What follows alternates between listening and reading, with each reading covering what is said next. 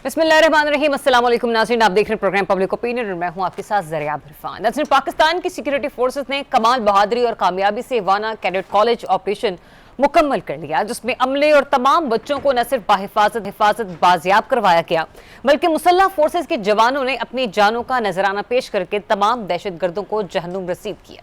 यही वजह है कि पाक अफवाज की कमाल महारत और कामयाब ऑपरेशन पर वफाकी वज़ीर इत्तलात अतार ने उन्हें खराज तहसीन पेश करते हुए कहा कि पाक फौज ने ऐसा ऑपरेशन किया जो दुनिया की तारीख में याद और मिलिट्री अकेडमीज में पढ़ाया जाएगा। वाना में दहशत गर्दों से निपटने के बाद इस्लामाबाद के शहरी में भी हमने देखा कि दहशत गर्दी करने वाले अनासिर के खिलाफ घेरा तंग किया जा रहा है। इन अनासिर के ताने बाने भी अफगान रजीम से जा मिलते हैं, लेकिन सवाल असल ये है कि क्या पाकिस्तान और अफगानिस्तान के माबैन अब भी मुज़ाकरात की गुंजाइश या फैसला कुन कार्रवाई होगी?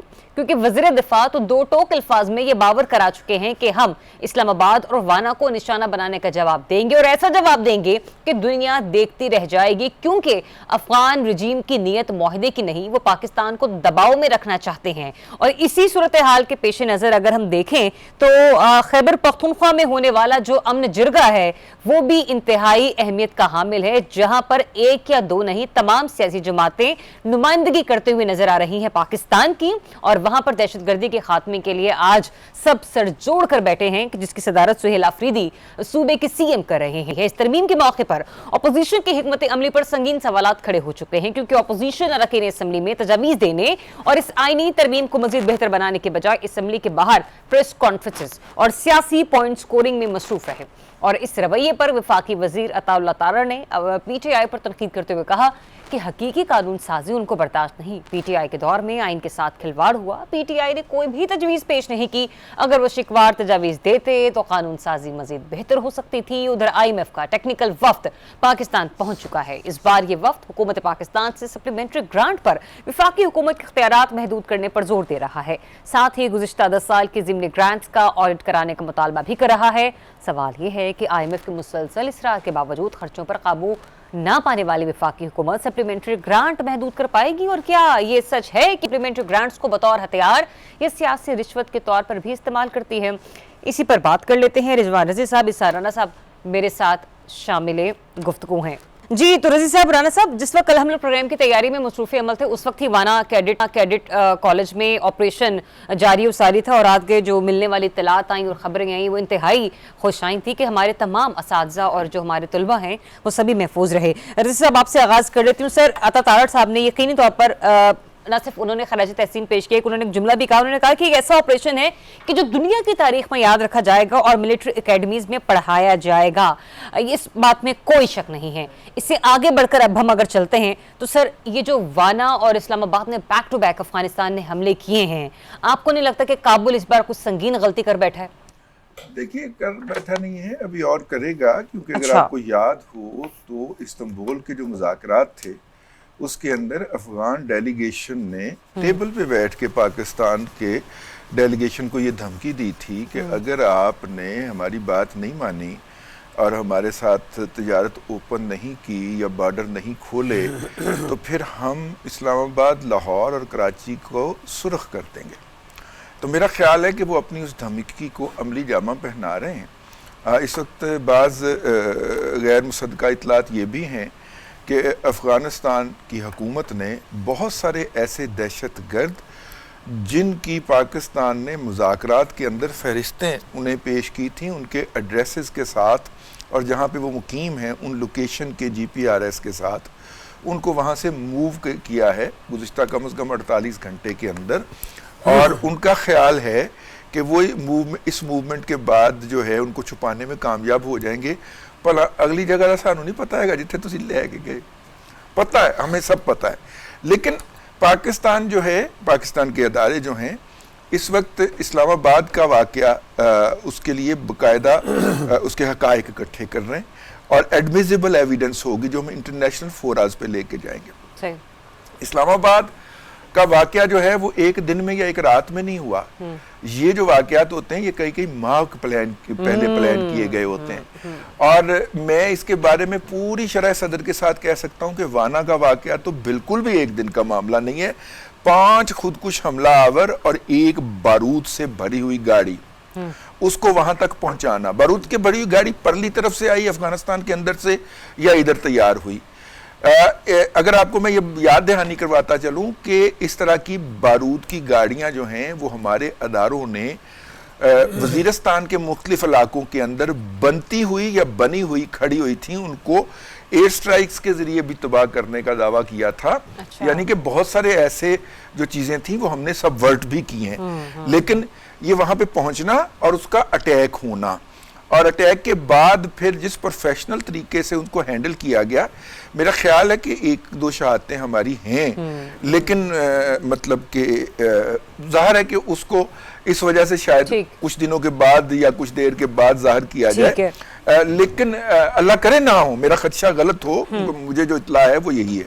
और लेकिन आप ये जहन में रखिए कि दिल्ली का ब्लास्ट जो कि एक फॉल्स फ्लैग ऑपरेशन था और साबित हो रहा है, और उसके फौरन बाद ये 3 ऊपर तले के वाकयात, हम एक वाकये को भूल जाते हैं कि वहां पे खैबर पख्तूनख्वा में एक कानवाई के ऊपर अटैक हुआ। जी, आपने कल भी इसका जिक्र किया था। एक ये कैडेट कॉलेज के ऊपर अटैक हुआ और तीसरा इस्लामाबाद के ऊपर। और इस्लामाबाद में इस वक्त पार्लिमानी कॉन्फ्रेंस हो रही है, पिंडी में श्रीलंका की टीम खेल रही थी और इस्लामाबाद डायलॉग के नाम से एक इवेंट जिसकी मेजबानी वो यूसुफ रज़ा गिलानी साहब कर रहे हैं। हाँ, इवेंट होता है, वो कर रहे होते हैं, ठीक है।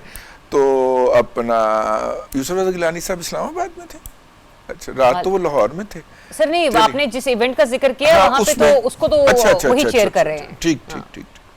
ठीक है। अच्छा चले, एक और मामला जिसपे जो हमारे डिफेंस मिनिस्टर हैं उनकी जो स्टेटमेंट आई, मैं चाहूंगी राना साहब आप वो सुन लीजिए, फिर मैं आगे बढ़ती हूँ। हमारी बहादुर अफवाज ने इस मंसूबे को नाकाम बनाया है, जंग जारी है, इंशाल्लाह ताला आप भी दुआ करें कि अफवाज जो है इसमें फतह पाएँ और दहशतगर्दी की जो लानत है पाकिस्तान के खात्मा। जी राना साहब, ख्वाजा आसिफ साहब का तो ये मानना है कि वाना को निशाना बनाने का जवाब देंगे कि दुनिया देखेगी।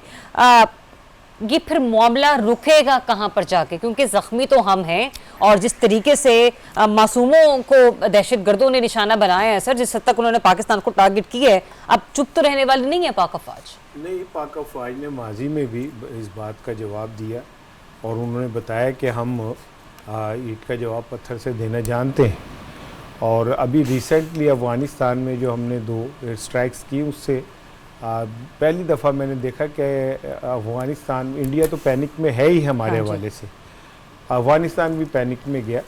लेकिन मुझे ऐसा लगता है कि कुछ नादीदा क़ुव्वतें अफ़गानिस्तान को हमारे सामने खड़ा करना चाह रही हैं।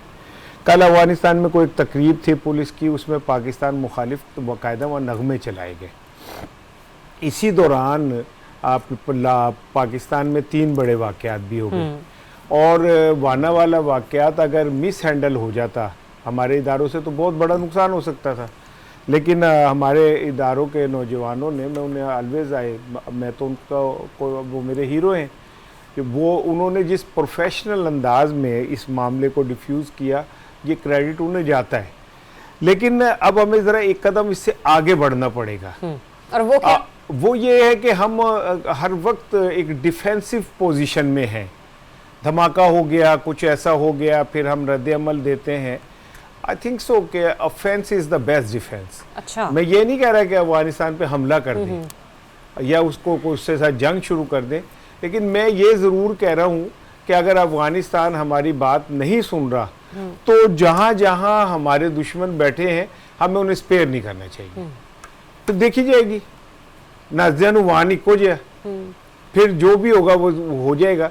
लेकिन ये कि अब ये जो हमारे लाशें उठाने की वो है ना, इसको अब हम कंधे हमारे जो है थके तो नहीं है, लेकिन हम बहरहाल इसको हमें खत्म करना हाँ करना पड़ेगा। ठीक है। अच्छा, इसी सूरत में राना साहब, चूंकि हमने देखा है कि दहशतगर्दी से सबसे ज्यादा मुतासिर होने वाले सूबों में बलूचिस्तान और केपी है, और केपी में हम देख रहे हैं कि जरगा जो है ना उसका इनेकाद हो चुका है और जो सुहेल आफरीदी साहब सीएम केपी, उन्होंने इसकी मेज़बानी की है। खुशाइंद बात यह है कि तमाम सियासी जमातें उसका हिस्सा बन रही हैं और आज जो गवर्नर केपी हैं जिनका ताल्लुक पीपल्स पार्टी से है सर, एक हद तक खलिश देखी गई थी सुहेल आफरीदी और उनके यूं कह लीजिए के ताल्लुक में। लेकिन ये सर बहुत बेहतर है कि तमाम सियासी जमातें अब हमें एक फोरम पर नजर आ रही हैं।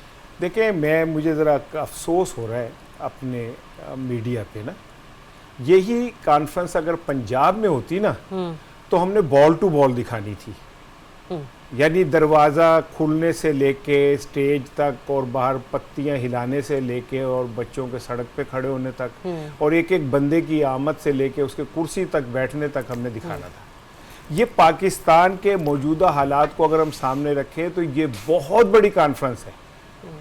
जिस सूबे के अंदर ये सारा कुछ हो रहा है, उस सूबे के जो स्टेक होल्डर्स हैं वो सब एक प्लेटफॉर्म पे हैं। इसमें पीपल्स पार्टी भी आई है, इसमें जमात इस्लामी भी मौजूद है, इसमें बाकी स्टेक होल्डर्स जो हैं, यहाँ तक के पीटीआई से बगावत करने वाले महमूद खान भी वहाँ पे मौजूद हैं और भी बहुत सारे लोग मौजूद हैं। और इसके जो वो वहाँ के केपीके के असेंबली के स्पीकर हैं ना, सवाती साहब, ये क्रेडिट उन्हें जाता है जिन्होंने सियासी नज़रियात से हटके वहाँ के जो एक ज़मीन के नेशनलिस्ट लोगों को इस तरफ रागिब किया, ये क्रेडिट उन्हें जाता है।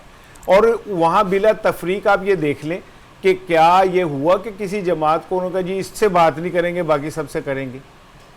जो पंजाब में होता है या पंजाब के अंदर जिस तरह किया जा रहा है, पंजाब में तो ऐसे 4 जमातों को आप इकट्ठा नहीं कर सकते। सिर्फ एक शख्सियत के गिर्द पूरा पंजाब घूमता है, वो 2 दफ़ा ये जरगा। तो मेरा ख्याल है कि ये जरगा बड़ा फैसला कुन है और वहाँ के जितने स्टेक होल्डर्स हैं वो बैठे हैं। आई होप, मेरी उम्मीद है कि जो ताकतवर तबके हैं वो भी इस जरगे के जो सिफारिशात को लेंगे, क्योंकि हमको अलहदा नहीं है। वो क्या कहते हैं, हमारी इस्टेब्लिशमेंट हो या वहाँ की पॉलिटिकल क्लास हो, वो सब एक ही मकसद के लिए हैं। अब उनका एक जुमला है सीएम का, सुहेल आफरीदी का, उन्होंने कहा कि सियासत अपनी अपनी है, लेकिन जो सूबे का अमन है वो सबका मुश्तरका मामला है। ठीक है, तो मेरा ख्याल एक अच्छी अच्छा प्रोड्यूसर साहब मुझे ब्रेक का कह रहे हैं, लेकिन सिर्फ मुझे 1 से 1.5 मिनट दे दीजिए, मैं रजी साहब की भी ओपिनियन ले लूँ इस मामले पर। रजी साहब, ये जो आमने जरगा है, इसके ऊपर फैसल करीम कुंडी साहब की भी बड़ी इंपॉर्टेंट स्टेटमेंट थी। उन्होंने कहा कि अब तक दहशतगर्दी के मामले पर जो थे ना, हमारा सूबा वफाक के साथ उसकी कोई अलाइनमेंट नहीं हो पा रही थी, हम थोड़ा सा पीछे थे वफाक के साथ चलने में, लेकिन अब बेहतरी की जो है ना गुंजाइश निकलेगी और हम वफाक के साथ होंगे। सर, अब आप इस डेवलपमेंट को, इस जरगे को कितनी इंपॉर्टेंस दे रहे हैं? मैं बड़ी माजरत के साथ और जान की अमान पाकर जिरगे के नाम के ऊपर दहशत गर्दों को बचाने की सरगर्मी की मजम्मत करता हूँ। अच्छा। पिछले दिनों भी दहशत गर्द छुपे हुए थे, इसी तरह का जिरगा हुआ था और उसमें कहा गया अदारों से कि आप कार्रवाई नहीं करेंगे, हम उनसे जाके रिक्वेस्ट करेंगे। फिर ये गए बकायदा उनके पास चल के, उन दहशत गर्दों के पास, उन्होंने आगे से जूते मारे और इन्होंने आके फिर लॉ एनफोर्समेंट एजेंसी को कहा कि नहीं आप ही कर लो, साढ़े दी गल नहीं मानते। और ये जो आप ही कर लो साड़ी ते गल नहीं मानते ना, ये अब खत्म होना चाहिए ये वाला कि नहीं जनाब आप यहाँ पे कार्रवाई ना करें, पहले हमें काम करने दे। अच्छा जी कर लें, यानी आप ने पहले कहा, हम 3 दफा पार भी गए मुज़ाकरात करने के लिए, काबुल के अंदर गए, फैज़ हमीद साहब और दूसरे लोग और बैरिस्टर सैफ साहब लीड कर रहे थे, उन्होंने बात नहीं मानी और आज फटना शुरू कर दिया उन्होंने। और अब भी कोई यहाँ पे कार्रवाई होती है तो आप आ जाते हैं कि नहीं हम पहले जिरगा करेंगे। भाईजान, आप इस वाक़े के होने से पहले कर लेते ना ये जिरगा, जिसके जो थे शिकवे जो थे, शिकायत थी, वो सुन लेते और मीडिएट कर लेते। अब जब हो गया, लॉस हो गया, तो हम उनको कि आप जिरगा करके सुलह करवाते हैं, तो जिनका लॉस हुआ है उनका क्या करें, वो जो मेरे जवान शहीद हो गए उनका क्या करें। तो ये होना चाहिए, लेकिन ये पहले होना चाहिए, नुकसान से मेरा बेटा मारा जाए उसके बाद आप जिरगा करने बैठे, मैं इस बात की सपोर्ट नहीं कर सकता। मैं हमारे बच्चे की शहादत से पहले आप जिरगा कर लें, मैं आपके साथ, बहुत अच्छा काम होगा। ठीक, चलें जी, इस पे मैंने बस आपका ओपिनियन लेना था, एक ब्रेक लेने का कहा जा रहा है, वापस आएंगे। तो 27वीं आईनी तरमीम में हुकूमत किस हद तक मजबूत हो गई है और अपोजिशन कहां पर खड़ी है, उसके आगे मजीद आने वाले दिनों में और कौन से मुश्किलात हैं, इस पर बात होगी। Stay tuned. जहां पर ये बार बार हर प्रेस कॉन्फ्रेंस में, हर प्रेस टॉक में हम सुनते हैं हुकूमती वज़रा की तरफ से, फिर चाहे आज़ाद सेनेटर्स की हो, मोहसिन नकवी साहब हों, फैसल वाबडा हो, वो ये कहते हुए नजर आते हैं कि इससे जमहूरियत मजबूत होगी, इससे निज़ाम मजबूत होगा। और जब इतना सब कुछ मजबूत होगा, सब कुछ आपके हक में है, हक से मुराद के मतलब तरमीम होना ही आपके हक में मजबूती की ही अलामत समझा जाएगी ना। अगर ये सब कुछ इतना गुड है तो फिर इसके बावजूद शिकवे शिकायतें क्यों हैं कि ऑपोजिशन ने अपना रोल उस लिहाज से प्ले नहीं किया? ऑपोजिशन चाहती तो तजवीज़ दे देती। भाई अब तो शुक्र मनाएं कि ऑपोजिशन ने कोई इतना तरद्दुद नहीं किया, कोई तजवीज़ नहीं देती, क्योंकि अगर वो देती और फिर आप ना मानते तो एक अलग सिर से आपा होना था। बहरहाल वफाकी वज़ीर इत्तलात अता तारड़ साहब ने इस सिलसिले में ऑपोजिशन से क्या शिकवा किया, जरा सुनिए आप, फिर मैं राना साहब आपसे भी जान लेती हूँ। हम उस साइड पर बैठे थे, कासिम खान सूरी ने पूरी दुनिया के सामने आइन को तोड़ा, आइन को पामाल किया, पार्लियामेंट को डिसॉल्व किया। उस पे तो नहीं कहते कि ऐसे दस्तूर को, सुबह बेनूर को मैं नहीं मानता, मैं नहीं जानता। ये नफरत के बीज बोने वाला कौन शख्स था जिसको अपनी जात की तकलीद कौमी मफाद से ज्यादा प्यारी थी? जी राना साहब, अच्छा सिर्फ यही जुमले नहीं है, तो तारड़ साहब ने तो ये भी कहा कि पीटीआई ने कोई भी तजवीज पेश नहीं की। अगर वो शिकवार तजवीज देते तो कानून साजी मजीद बेहतर हो सकती थी। बड़े नाराज है वैसे वो ऑपोजिशन। वैसे सबसे पहले तो मैं उन्हें मुबारकबाद दूंगा। अच्छा, उनके भाई बिलाल फारूक तारड़ साहब वजीराबाद के ज़िमनी इंतखाबात में कामयाब हो गए। अच्छा, और ये मुबारकबाद जी, मुबारकबाद। हाँ जी, वो इस कामयाबी की असल खूबसूरती है कि उनके मुकाबले में रहे को कैंडिडेट के कागजात ही नहीं जमा हो सके। सर इतनी फैन फॉलोइंग होगी ना हाँ। कि लोग मरे चले जा रहे होंगे। नहीं, एक तो फैन फॉलोइंग थी, हाँ। और जो खड़े थे उनकी भी फॉलोइंग हो गई, वो नीचे फॉलो करके गिर पड़े। और जिस तरह ये इलेक्शन जीता गया, मेरा ख्याल है उस पर मुबारकबाद बनती है। अच्छा, इस निज़ाम को भी क्या कहते हैं 26वीं तरमीम को भी, 27वीं तरमीम को भी, और हमारे हरदिल अजीज वजीर इत्तलात साहब को भी। एक दिन में इतनी सारी अब आप victories, एक हाँ। बात समझें, देखें अब मेरा भाई रजी इस बात पे गुस्से होगा कि मैंने क्या नाम वजीराबाद की तारीखी कामयाबी पे। यार आप जाते जाते मेरे फेवरेट इंफॉर्मेशन मिनिस्टर को आपने खामखा डांग कट मारी है। सवाल आपसे कुछ और था। मैं तारीफ कर रहा हूँ उनकी यार, आप अजीब है यार। मैं कह रहा हूँ कि इससे जमहूरियत मजबूत हुई है। बिलाल फारूक साहब के सामने कोई कैंडिडेट खड़ा ही नहीं हो सका, सारे दे कागजात गलत साबित हो गए। नहीं सारे ने यार तुसी आप खुद ही तो पीटीआई ने बाइकाट का ऐलान किया था कि पंजाब में वो ज़िमनी इलेक्शन में इंतखाबात में हिस्सा नहीं लेगी।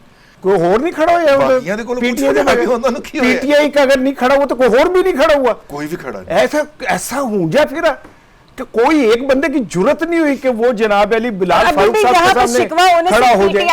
अब सुन ले, तजवीज देती सर। देखिए मैं जो सियासी टॉलरेंस की बात कर रहा हूँ, एक तरफ केपीके है जहां इस वक्त तमाम सियासी जमातें एक प्लेटफॉर्म पे बैठी हैं और उन्हें इज्जत दी जा रही है, ठीक है, और सबकी बात को अहमियत दी जा रही है। एक तरफ आलम यह कि आप पंजाब में आप किसी को सियासी तौर पे जिंदा रहने का हक भी छीन रहे हैं आप। एक तरफ एक सूबा है, क्या अभी तक केपी में आपने कहीं सुना है कि कोई मुखालिफ को गिरफ्तार किया गया, छापा मारा गया, 3 एमपीओ के तहत गिरफ्तारी है? बड़ी अच्छी आज सर वो एक ये छोड़े यार, ये छोड़े, मैं जो बात कर रहा हूं, क्या वहां आपको अभी तक पता चला है कि किसी एक शख्स को बाहर झंडा लेके निकलने पे गिरफ्तार कर लिया गया? किसी हामी या मुखालिफ को गिरफ्तार नहीं किया जाता, वहां पे नहीं किया जाता ना, हामी को भी और मुखालिफ। मैं यही कह रहा हूं कि यहाँ पे तो आप चाहे मुस्लिम लीग नून का लिबास पहन के और बाहर निकल के इमरान खान का नाम ले तो ये फड़े जाओगे, ठीक है। और दूसरी जानिब ये देखें वहां पे जो भी हो रहा है, आज जगह है, सारा कुछ है, एक स्पेस मिल रही है ना। आपने वजीराबाद के अंदर क्या था यार, अगर कोई बंदा खड़ा हो जाता तो मुझे बताएं क्या फर्क पड़ना था? जीतना तो तुसी सी। भुट्टो साहब को भी यही कहा गया था ना कि सर जी छोड़ें, बिला मुकाबले मुंतखब होंगे जो भी होंगे, वो अपनी मर्जी से नहीं खड़े। अब मेरी एक और बात सुन ले, मैं 1 मिनट रजी का ले रहा हूँ। हाँ। देखें कल उनका इंतकाल हो गया सिद्दीकी साहब का, जी इरफान सिद्दीकी साहब, अल्लाह ताला उनके दर्जात बुलंद फरमाए। एक दिन पहले इसी हलके से एमएनए रहने वाले जहां से बिलाल फारूक साहब हुए हैं, बड़े चीमा साहब जो जस्टिस चीमा साहब जो थे, उनका भी इंतकाल हो गया। अल्लाह ताला उनके दर्जात बुलंद फरमाए। अब एक ऑन अ सीरियस नोट, रजी से मैं इसके पैसे लूंगा बाद में। बात ये मेरा 2 मिनट लेगी। हाँ, ये पैसे ही है। मैं ना एक तजवीज़ दे रहा हूँ कि ये जो सीट सेनेट की खाली हो रही है ना, इस पे किसी प्रोफेशनल जय्यद सहाफ़ी को टेक्नोक्रेट सीट के ऊपर लाया जाए। मेरी तजवीज़ ये, रजी की तब ना देखें, मुझे नहीं पता कि देखें एक रजी का कंट्रीब्यूशन है। मैं कहने लगी थी खदमात है जी हमारे रजी साहब की, तो अब रजा आप बोले, लेकिन मेरी तजवीज़ है। अच्छा। और ये मैं संजीदगी से जनाब शहबाज शरीफ साहब को तजवीज़ पेश कर रहा हूँ कि सर आपके पास इरफान सिद्दीकी साहब के बेहतरीन नेमुल बदर रजी साहब मौजूद है, अल्लाह इन्हें लंबी ज़िंदगी दे। सर आप ये सीट किसी इधर उधर रह रहे गैर न तो खैर से ना पूर कीजिएगा, रजी बहुत एलिजिबल है। अच्छा, चले आपने ये बात तो कर दी, लेकिन जो मेरे एक सवाल का एक हिस्सा था कि वो रजी से मैं बहुत देर बोल दिया, मैं चाह रहा हूं कि रजी साहब क्यों इतने क्या कहते हैं शिकवा खुना है अता तारड़ साहब पीटीआई वालों से बिलखुसूस कि अगर वो शिकवार तजावीज देते तो कानून साजी मजीद बेहतर हो सकती थी। जब ये 26वीं तरमीम को इसार भाई चैलेंज करने गए थे तो जज साहब ने पूछा था कि आपने ऐवान में इसकी मुखालफत की थी, तो उन्होंने कहा कि जी हमने मुखालफत की थी। उन्होंने कहा आपने इसके खिलाफ वोट दिया था? उन्होंने कहा नहीं जी हमने बाइकाट किया था। तो जज साहब ने कहा कि जब आपने बाइकाट करके उसको यक तरफा वहां पे पास होने दिया तो आपका तो हमारे पास आने का कोई जवाज ही नहीं बाकी रहता। आप मुतलका फोरम पे इसकी मुखालफत करते और फिर आप हमारे पास आते तो आप ज्यादा मजबूत फुटिंग के ऊपर होते। और चूंकि पीटीआई ऐलान कर चुकी है कि वो इसको सुप्रीम कोर्ट में चैलेंज करेगी, तो ये एक टेक्निकल हिच जो पिछली दफा उनको 27वीं तरमीम की मद में फेस करना पड़ी थी, सर और आप वो कह बड़ा रहे हैं कि तासुर सुप्रीम दूर कोर्ट में करेंगे। चैलेंज करेगी, लेकिन ये मामला तो आईनी अदालत में नहीं जाएगा। चले वही आईनी वो भी सुप्रीम कोर्ट ही होगी ना जी। नहीं सर, वो भी सुप्रीम कोर्ट नहीं होगी। नहीं, देखे नथा Singh and the Prem Singh one and the same thing. मैं और इसार राना एक ही बात का नाम है, ठीक है ना। सिक्के के दो रुख हैं, है ना। दो रुख हैं। अच्छा, लेकिन इसमें एक चीज मैं बताऊं, एक तो बैरिस्टर गौहर की निशानदेही पे जो चीफ जस्टिस लिखा जा रहा था उसे उन्होंने उनकी निशानदेही पे अब चीफ जस्टिस ऑफ पाकिस्तान लिखा जाएगा। तजावीज उनकी तरफ से आना शुरू हो गई कानून साजी के अंदर। दूसरी बात यह है कि अता तारड़ साहब जो शिकवा कर रहे हैं, तो काश वो दोनों ऐवानों के कायदे अपोजिशन जो हैं उनको बहाल कर देते। नहीं, नामजद करना वही नए वाले थे। अगर आपको इतना ही शौक चढ़ा हुआ है कि जी जमहूरियत खेलने का, तो आप उनके जो अपोजिशन लीडर हो उनको तो आप एक्सेप्ट ही नहीं कर रहे। मेरे पास एक दिलचस्प कहानी, हाँ सुनाए। महमूद अचकजई साहब जो थे, उन्होंने पीटीआई के तमाम अहबाब को इकट्ठा किया और वहां पे एक जोशो खरोश किस्म की तकरीर फरमाई। उन्होंने कहा कि स्पीकर मुझे नामजद नहीं कर रहा, नोटिफाई नहीं कर रहा। नामजद तो कर दिया गया हुआ है उन्हें उनकी अपना अपोजिशन की तरफ से, लेकिन मुझे नोटिफाई नहीं कर रहा। तो स्पीकर की ऐसी की तैसी, और उनके जोश खरोश खिताब से मुतासर होकर पीटीआई के कुछ अहबाब भी उनके साथ खड़े हो गए कि हम जाके स्पीकर को कुर्सी से फिजिकली हटाते हैं और वहाँ पे जो है अपना एहतजाज रिकॉर्ड करवाते हैं। फिर बैरिस्टर गौर साहब ने समझाया कि खुदा का खौफ करें, वो आप अगर उन पे फिजिकली अटैक करेंगे तो वो जो सरदार अयाज सादक साहब हैं वो भी खैरी मेरी बंदे हैं, आपकी बंदूकें शदूकें काम नहीं आएंगी। ठीक है। अच्छा रज़ी साहब, मेरे पास क्योंकि आखिरी 2 मिनट है इस सेगमेंट की क्लोजिंग के लिए, मैं जरा मुख्तसर से सवाल दोनों से पूछना चाहती हूँ हमारे नाजरीन के लिए आसान भाषा में। सर, ये जो 27वीं आईनी तरमीम आई है, इससे जमहूरियत मजबूत हुई है या हुकूमत मजबूत हुई है? वो क्या भी संता सिंह एंड बनता Singh one of the same thing. Pakistan में जमहूरियत के इस्तेकाम का मतलब है हुकूमत का इस्तेकाम, क्योंकि जमहूरियत गई तेल लेने। जमहूरियत तो यह है कि गरीब आदमी जो जमहूर है, जमहूरियत निकली है जमहूर से, और जमहूर कहते हैं एक आम आदमी को। अगर वो खुशहाल नहीं है तो मैं खाक फेंकता हूं ऐसी जमहूरियत के ऊपर।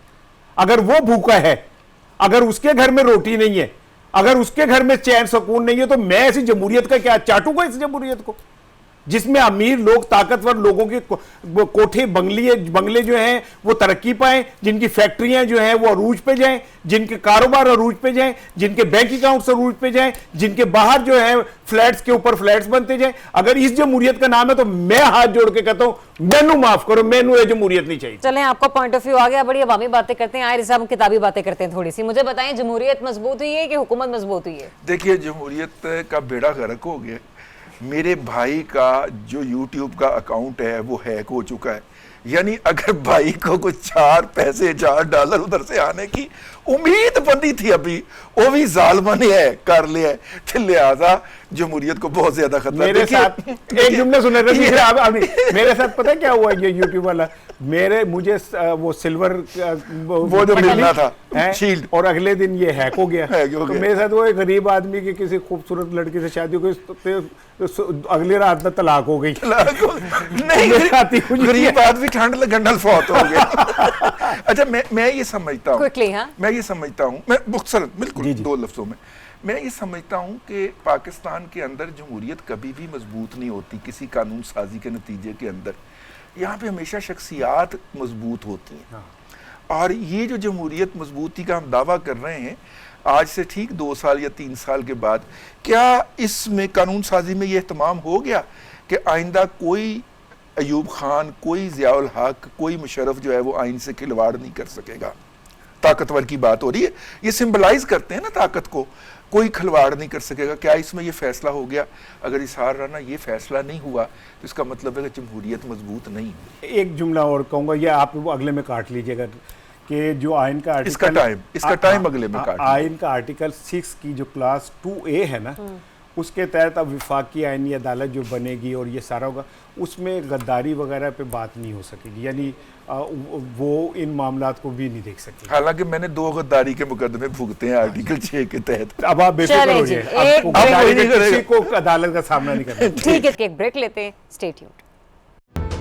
Welcome back once again. नाज़रीन, पाकिस्तान में इस वक्त IMF का तकनीकी वफ्द मौजूद है और हुकूमत से उसने एक मुतालबा कर दिया है कि हुकूमत अपने इख्तियारात को महदूद करे, शय खर्चियों पर काबू पाए और गुज़िश्ता जो 10 साल की ज़िम्मी ग्रांट्स हैं उनका ऑडिट करने का भी मुतालबा उसने हुकूमत से किया है। अब यहाँ पे चंद एक सवाल हैं। पहला तो यही सिंपली मैं ले आती हूँ कि जो हुकूमत IMF से मिलने वाले बजट पर अपनी शा खर्चियों के ऊपर क्रॉस नहीं लगा सकी, वो सप्लीमेंट्री ग्रांट्स के ऊपर ये सोच विचार करेगी भी, या इसको भी सिर्फ इस कान से सुना और उस कान से निकाल दिया? और दूसरा ये भी कि जो सप्लीमेंट्री ग्रांट मिल रही है, दैट मीन्स के आपने जो पिछला आपको बजट मिला उसके ऊपर आपने इतनी खर्चियां की कि अब आपसे बजट मैनेज नहीं हुआ, इसलिए आपको मजीद एक्स्ट्रा पैसों की जरूरत है। तो रज़ी साहब, मुझे ये बताएगा, आप इस हुकूमत से एक्सपेक्ट करते हैं कि ये अपने खर्चों के अंदर कोई कमी लेकर आएगी? क्योंकि मैं जब पंजाब की तरफ देखती हूँ, या तो हर दूसरे तीसरे दिन किसी न किसी ऐसे मंसूबे का ऐलान किया जाता है कि मुझे लगता है कि माशाल्लाह बहुत ही कोई आसमान से पैसे बरस रहे हैं और इतना खुशहाल हमारा सूबा है,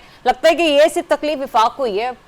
देखिए, ये तो आप सही कह रही हैं, क्योंकि मेजर रिसोर्सेज जो कलेक्ट होते हैं वो तो सूबे उठा के ले जाते हैं और तमाम सूबों को उनका जो तयशुदा, इवन आप सिंध को भी देख लें सर, सिंध में भी हर दूसरे तीसरे दिन कोई ना कोई इश्तिहार चल रहा होता है। जी, इश्तिहार ही चल रहा होता है, बल्कि वो जो चैनल है वो भी अपने ही हैं जिनके ऊपर चल रहा होता है, ठीक है, लेकिन बाकियों की बारी नहीं आती बेचारों। लेकिन जो आपने सवाल क्या किया था सर, ये कि इन्होंने पिछली दफा नहीं अपने हाँ, मैं आपको छोटी सी मिसाल देना चाह रहा हूँ। यूटिलिटी स्टोर कारपोरेशन, हुकूमत ने कहा जी हम इसको बंद करेंगे क्योंकि खर्चा कम कर, 50 लाख रुपए से जायद के ऊपर आपने एक बंदा रखा जिसने उसको बंद करने का काम सर अंजाम देना था, और अब वो बंदा पिछले कम से कम 1 साल से तनख्वाह वसूल करी जा रहा है, जो काम उसने 3 माह के अंदर करना था। क्योंकि अदालत के अंदर कुछ मुलाजमीन को, मैं कहता हूँ, भेज दिया गया, इशारा न कहेगा कुछ चले गए, उन्होंने जाके स्टे ले लिया। वो बंदा जिसने आईनी तौर पे उसको कौमी असम्बली के अंदर पेश करके उसको वाइंड अप करना था, वो ये जवाज दे के तनख्वाह कुटी जा रहा है और बाकी जो सहूलतें कुटी जा रहा है कि जी वो अदालतों से स्टे, सिविल अदालत से स्टे हुआ है। वो यार वो मुलाजमीन का मामला है ना, तो मुलाजमीन वफाक के मुलाजमीन है, वफाक उससे निपट लेगा, तो अपना काम कर। इस तरह का काम होता है भाईजान। अपना पंजाब के अंदर पंजाब प्रोविंशियल कोऑपरेटिव बैंक, जो शख्स एक पूरा बैंक, कमर्शियल बैंक डबो के आया था, उसको उसका हेड बना दिया गया। अच्छा, हाँ जी, हैं? मतलब उसके रिकॉर्ड के ऊपर है। वो चूंकि कमर्शियल बैंक है, निजी है, तो मैं उसका नाम नहीं ले सक रहा। इतनी आला थी, आला कारकर्दगी थी कि बकायदा उसका। अच्छा, आप अंदाजा करें कि हमारे यहाँ एक PTCL होता था, ठीक है ना, PTCL ने कोई नया बैंक लॉन्च किया, ठीक है, वो बैंक जो था ना, वो एक शख्स खा पी के निकल गया। अच्छा, मेरे पास कल कोई डॉक्यूमेंट्री एविडेंस आए हुए थे, ठीक है, और वो जिन्होंने खाया पिया है वो इस वक्त जमहूरियत के बहुत बड़े चैंपियन होते हैं, और मुझे और आपको जो कौमी असम्बली की सेनेट की कायमा कमेटी उसमें तलबकार रहे होते।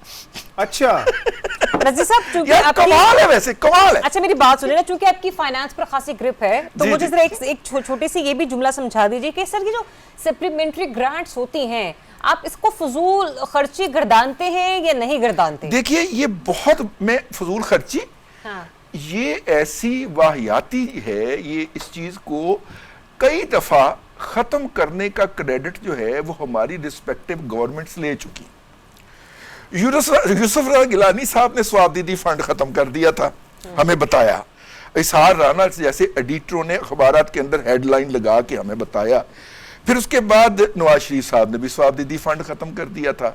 फिर उसके बाद जनाब all time every all mighty जनाब जमहूरियत के चैंपियन जनाब जो है इमरान अहमद खान साहब ने भी हमें बताया कि जी स्वाबदीदी फंड खत्म हो गया।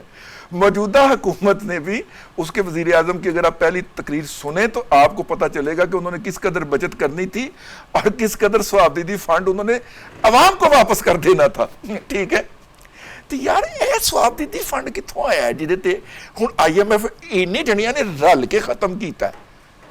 इसार राना मुझे बता ना यार, कोई एक बंदा गलत बयानी कर सकता है ना, ये सारे ही माशाल्लाह।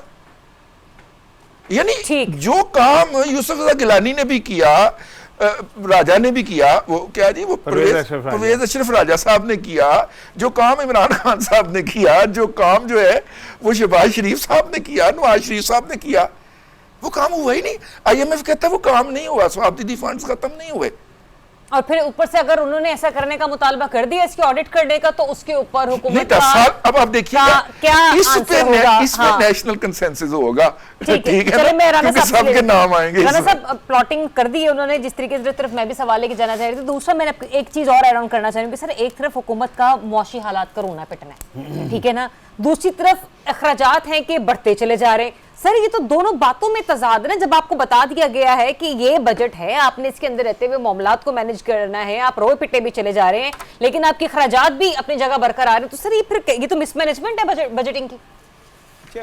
सब ये हर बार एक कमेटियां भी बनती है ना सादगी की, अखराजात कम करने की। एक और बात वो क्या होती है? मैं आपको अर्ज करूं, मैं बजट रिपोर्ट करता रहा हूं, ठीक है। इस अदारे के लिए 1 करोड़ का बजट एलोकेट हुआ था, लेट्स से, साथ में लिखा होता सप्लीमेंट्री 35 करोड़। क्या ये क्या है? हमने शुरू में पूछा साथ से, उन्होंने कहा ये इदारे ने ओवर स्पेंडिंग कर ली थी, तो इसके ऊपर भी पार्लियामेंट की मोहर लगवाना बहुत जरूरी है। सारे जो है भाई इस अदारे को जूते मारे कि जब आपने खुद कह के करोड़ रुपया लिया था तो आपने 1 करोड़ 35 लाख क्यों अप्रूव किया? अब ये रूटीन हो गई है, नोबडी डेयर टू आस्क, ना अपोजिशन में से ना हुकूमत में से, कि भाई इस अदारे ने अपना बजट बना के दिया वफाक को कि मुझे इतने पैसे चाहिए साल के, उसको वो दे दिए गए, उसने उससे भी ज्यादा स्पेंडिंग कर ली। और इसार राना आप उसके ऑडिट में जाइए, अफसरान के बैरूनी दौरों पे, ठीक है, ट्रेनिंग के नाम के ऊपर थाईलैंड के चक्करों पे खर्च हुए होंगे पैसे, ठीक है, दुबई के अंदर शॉपिंग हुई होगी, लेकिन वहां पे हम अवेयरनेस, हमने एक टूर किया होगा, इस तरह के अल्लों तल्लों पे ये ओवर स्पेंडिंग हुई होती है। मैं और आप यहाँ पे बैठ के कहीं हमें नोटिस भेज दिया जाता है पीका कानून के तहत, पीका कानून भी लग जाता है, ये सप्लीमेंट्री तुम किस खाते में अप्रूव करवाते हो ना, हमें पीका भी लग जाता है, और फिर भी अगर ना बोले तो हालात का टीका भी लग जाता है हमें वो। लेकिन मेरा जो मैं क्या नाम है ज़रियाब साहब बात कर रहा था ना, वो ये है कि देखिए ऊपर जो बैठे हुए लोग हैं ना, एक्चुअली उन्हें जो नीचे के बैठे हुए लोग हैं उनकी तकलीफ का अंदाज़ा नहीं होता। जो तकलीफ एक बाप को, मिसाल के तौर पे एक है तो मज़ाहिया बात है, तकलीफ दे कि मेरा बेटा कहता कि वो टीचर आई ना, क्लास हो रही थी तो कहते जब हमारी प्रिंसिपल आई तो कहता मैं उठ के ना बाहर चल पड़ा, रजी लुक एट मी, तो कहता प्रिंसिपल ने कहा कहाँ जा रहे हैं, तो उसने कहा जी आपने जो बच्चों ने फीस नहीं जमा कराई उन्हें बाहर निकालना ना, तो मैं पहले ही बाहर निकलने लगा हमें आदत हो गई है मेरे बेटे ने कहा जी मुझे पता है आपने अब जिन्होंने फीस जमा नहीं कराई उन्हें बाहर निकालना था, तो मैं खुद ही बाहर जा रहा हूँ। हमें आदत हो गई बेइज्जत होने की, हमारे बच्चों को आदत हो गई बेइज्जत होने की। यार जिस दिन हमारे मेंबराने कौमी असम्बली, सेनेट और वज़रा जो पास ही बिल्कुल मिनिस्टर इनकलेव वाक़या है या वो लॉजिस वाक़या हैं, वहाँ से पैदल पार्लियामेंट हाउस आना शुरू कर देंगे ना, हमारे बहुत सारे मसाइल हल हो जाएंगे। मैंने काजी फायज ईसा साहब से पूछा था कि आप अपने घर से पैदल क्यों आते हैं सुप्रीम कोर्ट, तो उन्होंने कहा कि कम से कम इतना तो मेरा लोगों के साथ इंटरेक्शन रहना चाहिए कि मैं जिनकी किस्मत के फैसले कर रहा हूँ मुझे पता हो कि मैं उनके बारे में क्या। अच्छा, नजीर साहब, वक्त की बस कमी एक है, बस जुमला। मुझे जवाब दोनों दे मैम दीजिए। सुन जो ले। एक सवाल था ना कि जो गुज़िश्ता 10 साल की सप्लीमेंट्री ग्रांट है उसके लिए आपको लगता है हुकूमत मानेगी? क्यों मानेगी? क्या ऐसी नहीं, बात क्यों करनी नहीं है? मानेगी भाईजान? वो नहीं वो मानेगी। IMF ही कह रही है। वो IMF क्या है? आप IMF की बात करें, सबसे बड़े चोर तो खुद IMF है, जो कंसल्टेंसी के नाम पे हमसे आधे पैसे वापस ले जाते हैं, जेड़े पैसे देने वो उससे बड़े चोर कौन है IMF से? और IMF से ज्यादा जब ये आबादियाती निजाम खत्म हो रहा था ना और नए नए मुल्क बन रहे थे, तो वर्ल्ड बैंक IMF तभी बनी थी वैसे हम लोगों को काबू करने के लिए। ब्रेटन वुड्स इंस्टीट्यूट, लेकिन वैसे यार IMF से बड़ा हाथ जो है वो आपके और मेरे साथ नहीं हो सकता कि इनकी सहूलतें होती हैं ना, उसके लिए सारे फंड्स दस्तियाब हो जाते हैं, सप्लीमेंट्री ग्रांट भी मिल जाती है। जब आपकी और मेरी यानी अवाम की बारी आती है तो कहते हैं IMF नहीं मानता 300 मुफ्त यूनिट हम नहीं दे सकते, 15 अरब रुपए की सब्सिडी नहीं दी जा सकती हमसे। हाँ, क्या IMF नहीं मान रहा? आपका प्रोग्राम खत्म हो रहा है। मैंने काजी फायज साहब का पैदल चलने से मुझे याद आया कि वो एक दो दफा अवामी सर्वे करने बेकरियों में भी गए, हाँ जी, डोनल्ड वगैरह लेने ना, नहीं, तो वहाँ पे अवाम के जज्बात ने बंदे खड़े किए हुए थे। ये मैं कॉमन और इसीलिए फिर वो पाकिस्तान छोड़ के चले गए कि मैं जिधर जाता हूँ PTI का बंदा कभी नहीं गए, ठीक है ना, कभी नहीं वो इसीलिए पाकिस्तान छोड़ के चले गए, ठीक है ना, कि वो भाई गए, मैं ना जहाँ उनके जाऊंगा PTI का बंदा ना मिलता ना PTI उनके के वालिद हो गए, गए। ना वो गए, ना उनके ठीक है वालिद जी। गए। चलें नाज़रीन, प्रोग्राम का वक्त खत्म हुआ, अपना बहुत सा ख्याल रखिए। मुझे साजिद साहब को दीजिए इजाजत। अल्लाह हाफिज।